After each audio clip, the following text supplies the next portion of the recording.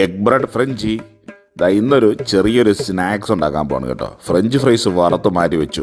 പിന്നെ ഉള്ളിയും അതേപോലെ തന്നെ ക്യാപ്സിക്കോയും ഒക്കെ സെറ്റാക്കിയിട്ട് വെളിച്ചെണ്ണയിൽ ഇഞ്ചിയും കുറച്ച് പച്ചമുളകും കറിവേപ്പിലയൊക്കെ ഇട്ട് അതിലേക്ക് ഇതൊക്കെ ഇട്ടൊന്ന് വഴറ്റി അല്പം തക്കാളി ഇട്ടാൽ നല്ലതാണ്.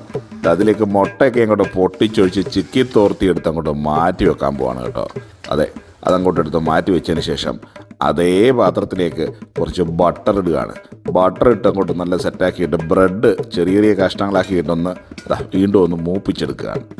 ബ്രെഡൊക്കെ എന്നത് കഴിഞ്ഞപ്പോഴത്തേക്ക് നമ്മൾ റെഡിയാക്കി വെച്ചിരിക്കുന്ന ആ ചിക്കി തോർത്തി വെച്ചിരിക്കുന്ന മുട്ട ഇട്ടൊന്ന് പിന്നെ അതിന് ശേഷം ഫ്രഞ്ച് ഫ്രൈസ് ഇട്ടൊന്ന് ഇളക്കിയെടുത്തു. കഴിഞ്ഞു, നമ്മുടെ സ്നാക്സ് റെഡിയായി. Egg bread ഫ്രഞ്ചി. ഇനി നമുക്ക് പാത്രങ്ങളിലേക്ക് വിളമ്പി ഒന്ന് കഴിച്ചു നോക്കാം. എല്ലാവരും കഴിക്കാൻ തുടങ്ങുകയാണ്. ഞാനും കഴിച്ചു നോക്കി. സൂപ്പർ. എല്ലാവരും കഴിച്ച് സംതൃപ്തിയായി. Egg bread ഫ്രഞ്ചി.